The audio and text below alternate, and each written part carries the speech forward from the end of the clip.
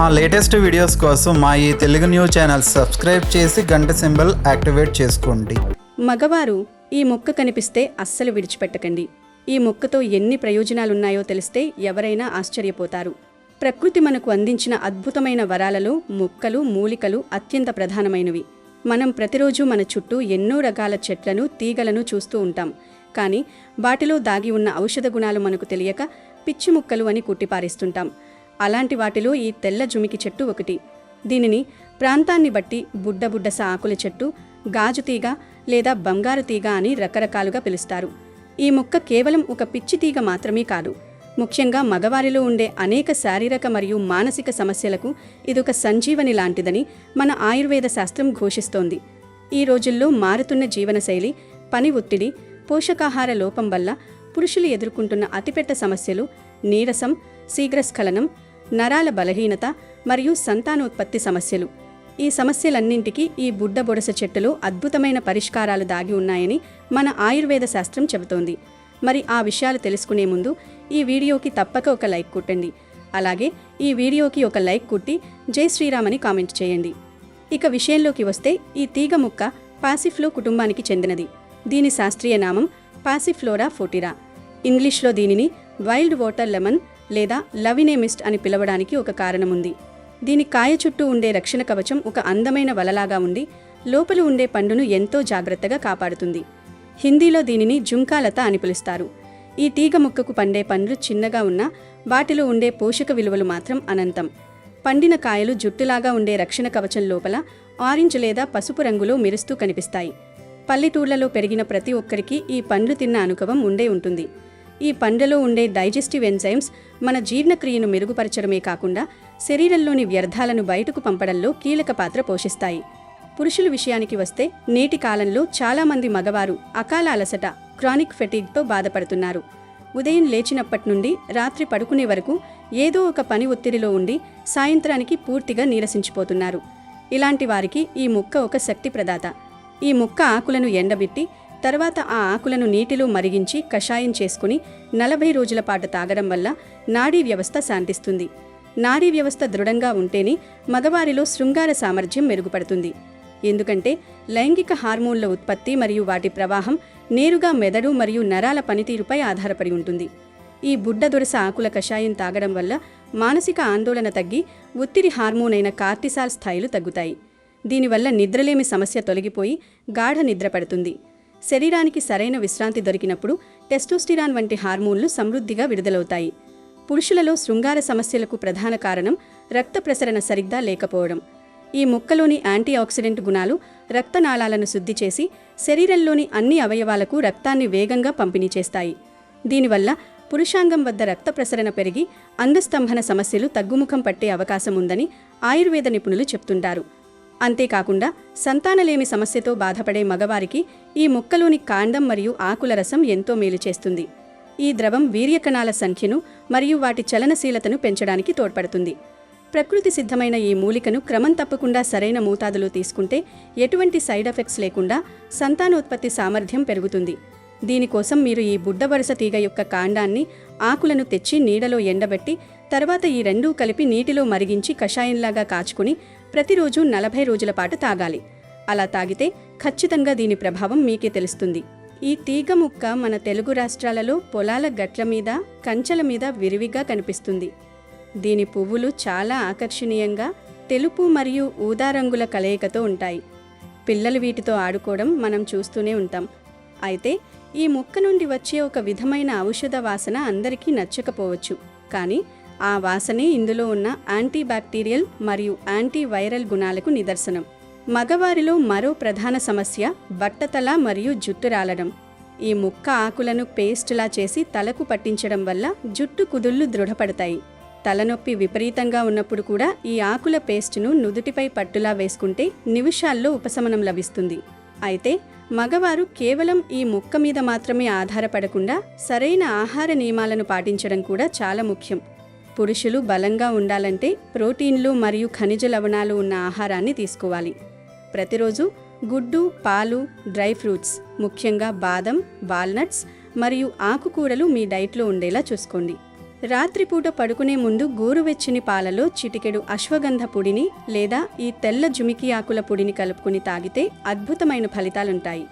మగతనానికి కావాల్సిన శక్తి కేవలం బయటి మందుల్లోనే కాదు, మన చుట్టూ ఉన్న ఇలాంటి అద్భుతమైన మొక్కల్లో మరియు మనం తినే స్వచ్ఛమైన ఆహారంలో ఉంటుంది.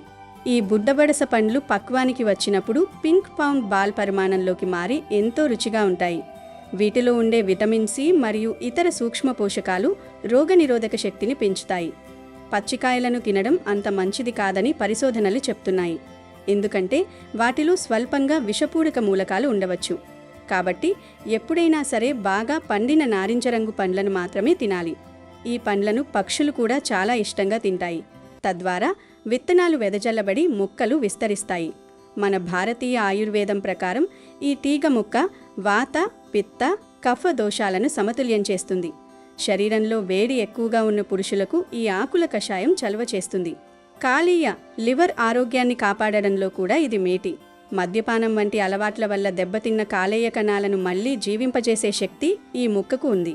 కాబట్టి కాలేయ సమస్యలు ఉన్నవారు ఈ మొక్క ఆకులను ఎండబెట్టి నీటిలో మరిగించి ఆ కషాయాన్ని తాగండి, మేలు జరుగుతుంది. భారతీయ సాంప్రదాయ వైద్య విధానంలో వీటి లేత ఆకులు తినదగినవి. నిద్రలేమితో బాధపడేవారు వియత్నాంలో వీటి ఎండిన ఆకుల నుండి కాషాయం అంటే టీ కాచుకొని తాగుతారు. ఈ కషాయం తాగడం వల్ల నాడీ వ్యవస్థను శాంతపరుస్తుంది మరియు అలసట, ఆందోళనను దూరం చేస్తుంది. అదేవిధంగా ఈ టీ కాలేయ ఆరోగ్యానికి చాలా మంచిది. వీటి ఆకులను మొండి గాయాలు మానపడానికి ఔషధంగా వాడుతారు. అదేవిధంగా వీటి ఆకులను పాముకాటు వల్ల ఏర్పడిన గాయం మానపడానికి ఔషధంగా వాడుతారు. వీటి ఆకులను కొన్ని ప్రదేశాల్లో చర్మ వ్యాధులకు ఔషధంగా వాడుతారు. కొన్ని దేశాలలో వీటి ఆకులు మరియు కాండం నుండి నొక్కి తీసిన ద్రవాన్ని ఆనవారిలో సంతానోత్పత్తిని మెరుగుపరచడానికి ఔషధంగా ఉపయోగిస్తారు. ఈ మొక్కను భారతీయ సాంప్రదాయ వైద్య విధానంలో అతిసారం, చెవి ఇన్ఫెక్షన్, కాలేయ రోగం, కణతులు, దురదలు, జ్వరం మరియు చర్మ వ్యాధులకు ఔషధంగా ఉపయోగిస్తారు. వీటి పండ్ల కషాయం ఆస్తమాకి చికిత్సగా వాడుతారు. ఫ్రెంచ్లో ఎండిన ఈ మొక్క యొక్క కషాయాన్ని జలుబు మరియు చెస్ట్ కోల్డ్కి ఔషధంగా వాడుతారు. కనుక ఇకపై ఎక్కడైనా ఈ తెల్ల జుమికి లేదా బుడ్డబొడస తీగ కనిపిస్తే దానిని పిచ్చి ముక్కగా భావించి పీకేయకండి. దాని ప్రాముఖ్యతను తెలుసుకుని అవసరమైనప్పుడు ఔషధంగా వాడుకోండి. ప్రకృతిని మనం గౌరవిస్తే ప్రకృతి మనల్ని ఆరోగ్యంగా ఉంచుతుంది. ఇలాంటి సహజ సిద్ధమైన వనమూలికల గురించి తెలుసుకోవడం మరియు వాటిని సంరక్షించుకోవడం మనందరి బాధ్యత. పురుషులు తమ ఆరోగ్యం పట్ల శ్రద్ధ వహించి సరైన ఆహారం, వ్యాయామంతో పాటు ఈ ఆయుర్వేద రహస్యాలను పాటిస్తే ఎల్లప్పుడూ ఉత్సాహంగా, బలంగా ఉండవచ్చు.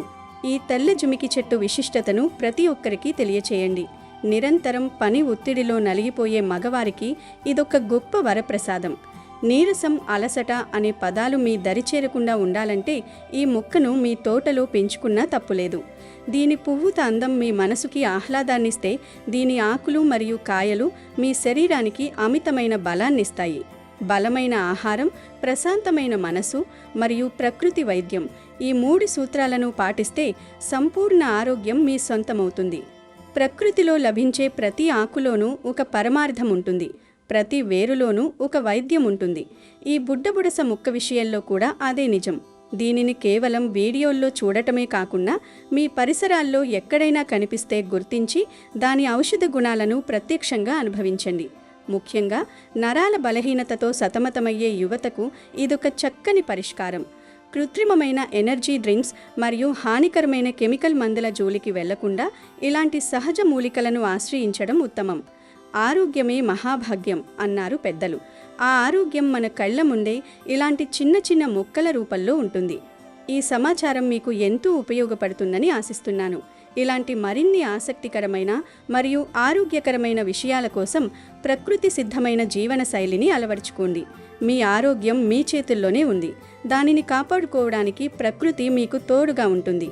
మగవారు తమ శక్తిని పుంజుకోవడానికి, సంతాన సమస్యలను అధిగమించడానికి మరియు నిరంతర ఉత్సాహంతో ఉండడానికి ఈ తెల్ల జుమికి చెట్టు అద్భుతంగా తోడ్పడుతుంది అనడంలో ఎటువంటి సందేహం లేదు. చివరగా, ఏదైనా ఔషధాన్ని వాడే ముందు అనుభవజ్ఞులైన ఆయుర్వేద వైద్యుల సలహా తీసుకోవడం ఎల్లప్పుడూ శ్రేయస్కరం. ఎందుకంటే ప్రతి శరీరం ఒకేలా స్పందించదు. కాబట్టి మీ శరీర తత్వానికి అనుగుణంగా మోతాదును నిర్ణయించుకోవాలి.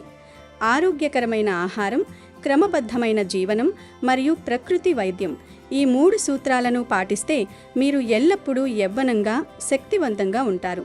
ఈ తెల్ల జుమికి చెట్టు గురించి తెలుసుకున్న ఈ అద్భుతమైన విషయాలను ఇతరులతో కూడా పంచుకోండి. తద్వారా అందరూ ఆరోగ్యంగా ఉండేలా సహాయపడండి. నెలసరి సమయంలో స్త్రీని తాకితే ఏం జరుగుతుందో తెలుసా? ఈ రహస్యం తెలిస్తే ఎవరైనా సరే షాక్ అవ్వాల్సిందే. మహిళలకు దేవతలు శాపం ఇచ్చారు. ఈ శాపం వల్లే మహిళలకు డేట్ వస్తుంది. డేట్ సమయంలో మగవారు మహిళలను తాకితే ఏమవుతుంది? ఆ సమయంలో మహిళలు ఏం చేయాలి, ఏం చేయకూడదు? ఈ సమయంలో ప్రజలు మహిళలను అంటరాని వారిగా ఎందుకు పరిగణిస్తారు? ఇలాంటి ప్రశ్నలన్నిటికీ శ్రీకృష్ణుడు చెప్పిన ఒక కథ ద్వారా మీకు చెప్తాను, వినండి. ఈ వీడియో పూర్తిగా చూడండి, అప్పుడే మేము చెప్పేది మీకు వివరంగా తెలుస్తుంది. ఇక వీడియోలోకి వెళ్ళే ముందు ఫ్రెండ్స్, ఫస్ట్ అయితే ఈ వీడియోకి ఒక లైక్ కొట్టండి. అలాగే మా ఛానల్ని కూడా సబ్స్క్రైబ్ చేసుకొని మాకు సపోర్ట్ చేయండి. ఈ వీడియో కనుక మీకు నచ్చినట్లయితే ఈ వీడియోని షేర్ చేయండి. వీడియోలోకి వస్తే, ఒకసారి రుక్మిణీదేవి శ్రీకృష్ణుణ్ణి, స్వామి, నా మనసులో ఒక ప్రశ్న మెదులుతూ ఉంది.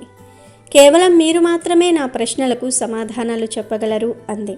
అప్పుడు శ్రీకృష్ణుడు రుక్మిణీదేవితో, దేవి, నీ మనసులో ఏ ప్రశ్న అయితే ఉందో ఆ ప్రశ్నలు నిస్సంకోచంగా అడుగు. నీ మనసులో ఉన్న అన్ని ప్రశ్నలకు కూడా సమాధానాలు చెప్తాను అన్నాడు. అప్పుడు రుక్మిణీదేవి, స్వామి, ఆడవాళ్ళు బాధపడే శాపం ఎందుకు ఉంది? ఆడవాళ్లకు నెలసరి ఎందుకు వస్తుంది?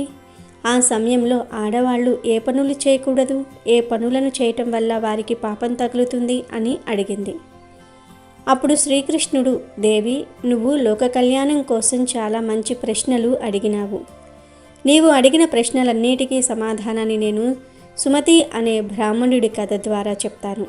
ఈ అద్భుతమైన కథను పూర్తిగా విన్నవారికి సర్వ పాపాలు తొలగిపోతాయి. దేవి, ఎవరైతే భార్యాభర్తలు ఈ కథను శ్రద్ధగా వింటారో వారికి సౌభాగ్య ప్రాప్తి కలుగుతుందని శ్రీకృష్ణుడు కథ చెప్పటం మొదలుపెట్టాడు. పూర్వం కళింగ రాజ్యంలో ఒక అందమైన నగరం ఉంది. ఆ నగరంలో సుమతి అనే ఒక బ్రాహ్మణుడు నివసిస్తూ ఉన్నాడు. సుమతి అన్ని వేదాలను, శాస్త్రాలను చదివినవాడు మరియు మంచి గుణవంతుడు, దైవభక్తి కలిగినవాడు. అతని ప్రతిరోజు యజ్ఞాలు, యాగాలు, దాన ధర్మాలు చేస్తూ ఉండేవాడు. సుమతి భార్య కూడా ఎంతో సుగుణవంతురాలు, పతివ్రత, ధర్మాన్ని పాటించే స్త్రీ. ఒకసారి సుమతి తన ఇంట్లో సత్యనారాయణ స్వామి వ్రతాన్ని చేశాడు. ఆ వ్రతానికి నగరంలో ఉన్న బ్రాహ్మణులను అందరినీ కూడా పిలిచాడు. అలాగే నగరంలో ఉన్న ప్రజలందరినీ కూడా భోజనాలకు పిలిచాడు. సుమతి బ్రాహ్మణులందరికీ కూడా విధిపూర్వకంగా సేవలు చేశాడు. వారిని గౌరవించి అతిథి సత్కారాలు చేశాడు. ఆ బ్రాహ్మణులందరికీ కూడా పంచభక్ష పరమాన్నాలతో తయారు చేసిన భోజనం పెట్టాడు. భోజనాలు పూర్తయిన కొంచెం సేపు తర్వాత ఆ బ్రాహ్మణులందరూ అక్కడి నుంచి వెళ్ళిపోయారు. ఆ తర్వాత ఆకలితో ఉన్న పేదవారందరికీ కూడా భోజనాలు పెట్టాడు సుమతి. ఇలా తన వ్రతాన్ని విజయవంతంగా పూర్తి చేసి తర్వాత తన గుమ్మంలోనికి అడుగుపెట్టాడు. ఆ గుమ్మం ముందు ఒక కుక్క, ఎద్దు మాట్లాడుకుంటూ ఉన్నాయి. ఆ కుక్క, ఎద్దు మాట్లాడుకునే మాటలన్నిటినీ కూడా విన్న బ్రాహ్మణుడు ఆశ్చర్యపోయాడు. ఎందుకంటే ఆ కుక్క, ఆ ఎద్దు ఎవరో కాదు, అవి గత జన్మలో సుమతి యొక్క తల్లిదండ్రులు. సుమతి తల్లిదండ్రులు పూర్వజన్మలో చేసిన పాపాల వల్ల ఈ జన్మలో కుక్క మరియు ఎద్దులుగా జన్మించారు. ఇదంతా అక్కడి నుంచి గమనిస్తున్న సుమతి, వీళ్ళు ఏ పాపం చేయటం వల్ల ఇలా కుక్క మరియు ఎద్దుగా జన్మించారు? అప్పుడు వీరిని ఉద్ధరించడానికి నేనేం చేయాలి అని ఆలోచిస్తూ రాత్రంతా కూడా నిద్ర కూడా పట్టలేదు. అతను రాత్రంతా ఆలోచించి చివరికి తను ఇలా అనుకున్నాడు, నా ఈ సమస్యకు పరిష్కారం తెలియజేయాలంటే రేపు నా గురువుగారి దగ్గరకు వెళ్లాల్సిందే అనుకున్నాడు. మరుసటి రోజు తెల్లవారుగానే సుమతి తన గురువు దగ్గరికి వెళ్ళాడు. సుమతిని చూసిన గురువు, ఏమిటి శిష్య ఇలా వచ్చావు అని అడిగాడు. అప్పుడు సుమతి, గురువుగారు, నేను చాలా బాధలో ఉన్నాను, నన్ను ఈ బాధలో నుంచి మీరే బయటకు పడవేయాలి అని అన్నాడు. అప్పుడు ఆ గురువు, శిష్య, నీకు ఎలాంటి సమస్య ఉన్నా నేను తీర్చే ప్రయత్నం చేస్తాను, నీ సమస్య ఏమిటో నాకు చెప్పు అన్నాడు. అప్పుడు సుమతి, గురువుగారు, నిన్న నేను మా ఇంట్లో సత్యనారాయణ వ్రతం చేశాను. అనేక మంది బ్రాహ్మణులను పిలిచి అతిథి సత్కారాలు చేశాను. ఆకలితో ఉన్న వారికి భోజనాలు పెట్టాను. భక్తిపూర్వకంగా భగవంతుడికి పూజలు చేశాను. అప్పుడు మా ఇంటి గుమ్మం దగ్గర ఒక ఎద్దును ఒక కుక్కను చూశాను. ఆ రెండు మా ఇంటి ద్వారం దగ్గర ఇలా మాట్లాడుకుంటున్నాయి. ఆ కుక్క ఆ ఎద్దుతో, స్వామి, ఈరోజు ఒక సంఘటన జరిగింది. మన కుమారుడు ఇంట్లో బ్రాహ్మణుల కోసం తయారు చేసిన పాలకుండలో ఒక పాము విషాన్ని కక్కింది. ఆ పాలతోనే భోజనం తయారు చేస్తారు. ఆ భోజనాన్ని ఎవరైతే తింటారో వాళ్ళందరూ కూడా చనిపోతారు. అందుకే నేను ఆ కుండలోని పాలను తాగేశాను. ఆ పాలు తాగుతున్న సమయంలో మన కోడలు నన్ను చూసింది. దాంతో ఆమె నన్ను ఒక కర్రతో బాగా కొట్టింది. నాకు శరీరంలోని భాగాలన్నీ కూడా నొప్పిగా ఉన్నాయి. అందువల్ల నేను ఏమీ చేయలేక అక్కడి నుంచి వచ్చి వేశాను అని చెప్పింది. ఆ మాటలు విన్న ఎద్దు చాలా బాధపడింది. అలాగే ఎద్దు తన వృత్తాంతం చెప్పటం మొదలుపెట్టింది. నేను పూర్వజన్మలో ఈ సుమతికి తండ్రిని. సుమతి వచ్చిన వారందరికీ భోజనం పెట్టి పంపించాడు. కానీ కనీసం నాకు గడ్డిని కూడా వేయలేదు. అందువల్ల నేను చాలా దుఃఖంలో ఉన్నానని మాట్లాడుకుంటుంటే నేను విన్నాను. ఆ మాటలు నాకు ఎంతో బాధను కలిగిస్తూ ఉన్నాయి. గురువుగారు, నేను ఎప్పుడు ఎటువంటి పాపాలు చేయలేదు. ఎన్నో ధర్మ కార్యాలను చేశాను. నా తల్లిదండ్రులు ఎందుకు ఇన్ని కష్టాలు అనుభవించాల్సి వచ్చింది? ఆ విషయాలు తెలుసుకోవాలని నేను మీ దగ్గరికి వచ్చాను. దయచేసి మీరు మీ యోగ దృష్టితో లేదా మీ యోగ శక్తితో దీనికి కారణం తెలుసుకుని చెప్పండి. అలాగే నా తల్లిదండ్రులకు ముక్తి పొందాలంటే నేనేం చేయాలో చెప్పండి అన్నాడు. అప్పుడు ఆ గురువు జ్ఞాన ముద్రలో కూర్చుని యోగ మార్గంతో వారి పాపకర్మలను చూశాడు. కొంత సమయానికి ఆ గురువుగారు యోగ మార్గం నుంచి తేలుకొని, శిష్య, నీ తల్లిదండ్రులు పూర్వజన్మలో ఎంతో పెద్ద పాపాన్ని చేశారు. ఆ పాపాల కారణంగానే ఇటువంటి దుస్థితిని అనుభవించవలసి వస్తుంది అన్నాడు. ఆ మాటలు విన్న సుమతి, గురువుగారు, ఆ పాపమేమిటో నాకు వివరంగా చెప్పండి అన్నాడు. అప్పుడు ఆ గురువుగారు, శిష్య, ఎద్దు రూపంలో ఉన్న మీ తండ్రి ఏకాదశి వ్రతం చేశాడు. కానీ ఆయన ఆ రోజు భోజనం కూడా చేశాడు. ఆయన ఆ రోజు ఎటువంటి దాన ధర్మాలు చేయలేదు. తన పితృదేవతలకు శ్రాద్ధ కర్మలను కూడా విధిపూర్వకంగా నిర్వహించలేదు. నీ తండ్రి పూర్వజన్మలో బహిష్ట సమయంలో నీ తల్లితో సంభోగించాడు. ఆ పాపం కారణంగానే ఈ జన్మలో నీ తండ్రికి ఎద్దు జన్మ లభించింది. ఇప్పుడు నీ తల్లి గురించి చెప్తాను విను. నీ తల్లి నెలసరి సమయంలో భోజనాన్ని వండింది. బహిష్ట సమయంలో ఉండగా భగవంతుడికి పూజలు చేసింది. తులసి మాతకు నీటిని పోసింది. ఆ సమయంలో కూడా వంట సామాన్లు తాకింది. ధనాగారాన్ని తాకింది. నెలసరి సమయంలో విడిగా కూర్చోలేదు. ఇంట్లో ఉన్న వస్తువులన్నీ కూడా తాకింది. భగవంతుడికి నైవేద్యాన్ని పెట్టింది. ఆ కారణంగానే ఆమెకు మహాపాపం తగిలింది. నెలసరి సమయంలో మహిళలు 3 రోజులు అపవిత్రంగా ఉంటారు. ఆ సమయంలో మహిళలు పూజలు లాంటి కార్యక్రమాలు చేయకూడదు. మహిళలు ఆ 3 రోజుల పాటు తమ తలను కూడా అంటుకోకూడదు. అలా చేస్తే భర్త యొక్క ఆయుష్ తగ్గిపోతుంది. మహిళలు అలాంటి సమయంలో ఉండగా మొక్కలను మరియు వృక్షాలను తాకకూడదు. ఆ సమయంలో మహిళలతో ఎటువంటి సంబంధం పెట్టుకోకూడదు. ఒకవేళ సంబంధం పెట్టుకుంటే వారికి బ్రహ్మహత్య చేసిన పాపం అంటుకుంటుంది. ఆ సమయంలో మహిళలు ధరించిన వస్త్రాలను ఎవరైతే తాకుతారో వారికి కూడా పాపం అంటుకుంటుంది. స్త్రీలు 4వ రోజు స్నానం చేసిన తర్వాతే పవిత్రమవుతారు. ఈ కారణం వల్లే మీ తల్లికి కుక్క జన్మ లభించిందని చెప్పాడు. అప్పుడు సుమతి, గురువుగారు, ఈ సమస్యకు నాకు పరిష్కారం చెప్పండి అన్నాడు. నువ్వు ఏదైనా ఒక అమావాస్య నాడు నీ తల్లిదండ్రుల కోసం పిండ ప్రదానం చెయ్యి, దానాలు చెయ్యి, ఆవుకు సేవ చెయ్యి, నీ తల్లిదండ్రులకు ముక్తి కలగాలని ప్రార్థన చెయ్యి. అలాగే భాద్రపద శుక్ల పంచమి నాడు రిషి పంచమి వ్రతాన్ని చెయ్యి. ఆ వ్రతం చాలా మహత్యమైనది. ఈ రిషి పంచమి వ్రతాన్ని చేస్తే అంటు ముట్టు వలన వచ్చే దోషాలన్నీ కూడా పోతాయి. నీ తల్లిదండ్రులకు మంచి జరుగుతుంది అని చెప్తాడు. తన గురువుగారు చెప్పినట్లే చేస్తాడు సుమతి. దాంతో కుక్క, ఎద్దు రూపాలలో ఉన్న ఆయన తల్లిదండ్రులు తమ దేహాలను వదిలి పుణ్యలోకాలకు తరలిపోతారు. కాబట్టి దేవి, నీకు ఆడవాళ్ళు నెలసరి సమయంలో ఎటువంటి పనులు చేయకూడదు అనే విషయాన్ని స్పష్టంగా చెప్పాను.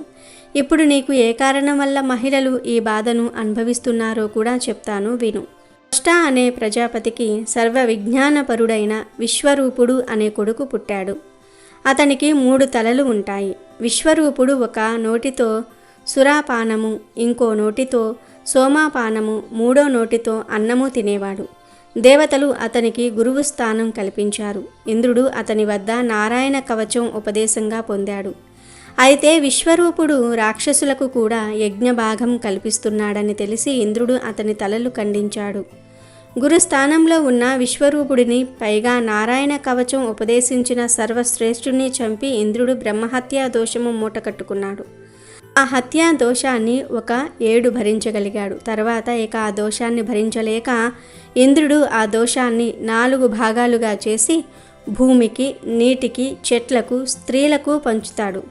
మొదటిగా ఆ దోషాన్ని తొలగించుకోవడానికి ఇంద్రుడు భూమికి 1 వరమిస్తాడు. ఎంత గొయ్యి తవ్వినా సరే అది తిరిగి యథారూపం సంతరించుకునేటట్లు వరమిచ్చి ప్రతిగా బ్రహ్మహత్య పాపాన్ని 1 వంతు భూమికి ఇస్తాడు. తర్వాత నీటికి ఇంకొక భాగం ఇచ్చి ప్రతిగా ఎన్ని కల్మషాలు చేరి అపవిత్రమైనా సరే తిరిగి నీరు పవిత్రంగా మారేలాగా వరమిస్తాడు. చెట్లకు కూడా 1 వరం ఇస్తాడు. ఎన్నిసార్లు కొట్టివేసినా తిరిగి చిగురించేలాగా వరం ఇస్తాడు. ప్రతిగా ఇంకొక వంతు పాపాన్ని చెట్లకు ఇస్తాడు. ఇక మహిళలకు కామసుఖాలతో పాటు సంతానం కలుగునట్లుగా వరమిచ్చి ఇంకొక వంతు పాపాన్ని స్త్రీలకు పంచి ఇస్తాడు. అలా ఇంద్రుడు ఆ బ్రహ్మహత్య దోషం నుంచి విముక్తి పొందుతాడు. అలా ఇంద్రుడి బ్రహ్మహత్య దోషం చేత కలిగిన పాపాన్ని పంచుకోవటం వలన మహిళలకు నెలసరి దోషం వస్తుంది. ఇంద్రుడు పంచిన బ్రహ్మహత్య పాపం కారణంగానే మహిళలకు బహిష్ట అనేది వస్తుంది, అనగా డేట్ అనేది వస్తుంది. ఎవరైతే పురుషులు ఆ సమయంలో మహిళలను తాకుతారో, అంటే వారితో సంభోగం చేస్తారో వారికి కూడా ఆ బ్రహ్మహత్య పాపం తగులుతుంది. అందుకే నెలసరి సమయంలో భార్యాభర్తలు కలవకూడదని ఈ కథ ద్వారా శ్రీకృష్ణుడు రుక్మిణీదేవి అడిగిన ప్రశ్నలకు సమాధానం చెప్తాడు. ఈ వీడియో నచ్చినట్లయితే లైక్ చేయండి, షేర్ చేయండి, అలాగే మా ఛానల్ను కూడా సబ్స్క్రైబ్ చేసుకుని మాకు సపోర్ట్ చేయండి. ఎందుకంటే మీ సపోర్ట్ మాకు చాలా అవసరం. పూర్వం నెలసరి వచ్చిందంటే ఆడవారికి భయం వేసేది. ఎందుకంటే వారిని ఇంట్లో ఉండనిచ్చేవారే కాదు, బయట వరండాలో లేదా ఒక పనికిరాని గదిలో 5 రోజుల పాటు ఉంచేవారు. వారికి 5 రోజులు కూడా స్నానం ఉండేది కాదు. 5 రోజుల తర్వాత తలస్నానం చేసి అప్పుడు ఇంట్లోకి రానిచ్చేవారు. కొన్ని గ్రామాల్లో అయితే ఊరి చివర చిన్న పూరి గుడిసెలో ఉంచేవారు. ఇప్పటికీ కూడా ఈ ఆచారం కొనసాగుతూనే ఉంది కొన్ని చోట్ల. కానీ ఇప్పుడు జనరేషన్ మారింది. నెలసరి వచ్చినా సరే ఏమీ పట్టించుకోకుండా ఇంట్లో ప్రతి వస్తువును ముట్టుకుంటూ ఉన్నారు. ఫ్రీగా ఇల్లంతా కూడా తిరుగుతూ ఉన్నారు. నిష్టలు నియమాలు పాటించటం మానివేశారు. అంటే నిష్టలు నియమాలు పాటించటం లేదు. మరి నెలసరి సమయంలో ఆడవారు ఖచ్చితంగా పాటించవలసిన నియమాలు ఏమిటో ఇప్పుడు మనం ఈ వీడియోలో తెలుసుకుందాం. ఋతుక్రమంలో కొన్ని నియమాలు పాటించాలి. ఋతుక్రమంలో 4వ రోజుతో మలినాలన్నీ కూడా బయటకు వెళ్ళిపోతాయి కనుక ఆ రోజు పరిశుభ్రంగా ఉండాలి. నీటిలో పసుపు కలుపుకొని స్నానం చేయాలి. పసుపు ఒంటి నిండా రాసుకొని అప్పుడు తలస్నానం చేయాలి. ఒక చిన్న పసుపు ముద్దను మింగాలి. ఇలా చేసినట్లయితే శరీరంలో ఇంకా ఏదైనా సరే బ్యాక్టీరియా మలినాలు ఉంటే తొలగిపోతాయి. 4 రోజులకు ఋతు స్నానం చేసే ముందు ఖచ్చితంగా నీటిలో చిటికెడు పసుపు వేసుకొని ఆ నీటితోనే స్నానం చేయాలి. అయితే ఈ రోజుల్లో చాలామంది ఋతుస్నానం విషయంలో ఒక తప్పు చేస్తూ ఉన్నారు. సమయం లేదని చెప్పి కేవలం ఒంటికే స్నానం చేస్తూ ఉన్నారు. కానీ 4 రోజులు పూర్తయ్యాక ఖచ్చితంగా తల స్నానం చేయాలి. కేవలం ఒంటికి మాత్రమే స్నానం చేస్తే రజస్ఫల దోషం పోదు. దీని వలన కుటుంబంలో సమస్యలు వచ్చే అవకాశం కూడా ఉంది. కనుక తలస్నానం చెయ్యండి. ఆ తర్వాత సూర్య భగవానుడికి నమస్కారం పెట్టుకోండి. చిన్న పిల్లల్ని తలస్నానం చేసిన తర్వాతే ముట్టుకోవాలి. 5వ రోజు మాత్రం సూర్యోదయం కాకుండానే తలస్నానం చేయాలి. ఆహారం విషయంలో ఏ నియమాలు పాటించాలంటే సాత్విక ఆహారాన్ని తినాలి. అంటే శాకాహారం తినండి. 5వ రోజు వరకు నెలసరిలో ఉన్న స్త్రీలు బియ్యాన్ని కానీ, గ్యాస్ పొయ్యిని కానీ, నిల్వ పచ్చళ్లను కానీ అస్సలు ముట్టుకోవద్దు. ఇంట్లో మగవారితో పనులు చేయిస్తే మంచిది. మరొక విషయం ఏమిటంటే నెలసరిలో ఉన్న ఆడవారు బీరువాను అస్సలు ముట్టుకోవద్దు. ముట్టుకుంటే లక్ష్మీదేవి అక్కడే ఉంటుంది కాబట్టి అక్కడ నుండి వెళ్ళిపోతుంది. నెలసరి తర్వాత చక్కగా ఇంటిని శుద్ధి చేసుకోవాలి. శుద్ధి చేసుకునేటప్పుడు 2 చుక్కల గోమూత్రం నీటిలో కలిపి ఇల్లంతా కూడా శుభ్రపరచుకోవాలి. ఈ విధంగా ఆడవారు నెలసరి సమయాలను పాటిస్తే ఎలాంటి అరిష్టం ఉండదు. పైగా అప్పుల కష్టాలు పోయి లక్ష్మీ కటాక్షం సిద్ధిస్తుంది. కాబట్టి స్త్రీలు నెలసరి సమయంలో తప్పక ఈ నియమాలను పాటించండి. వీడియో నచ్చితే లైక్ చేయండి, షేర్ చేయండి, బట్ సబ్స్క్రైబ్ చేసుకోవడం మర్చిపోవద్దు.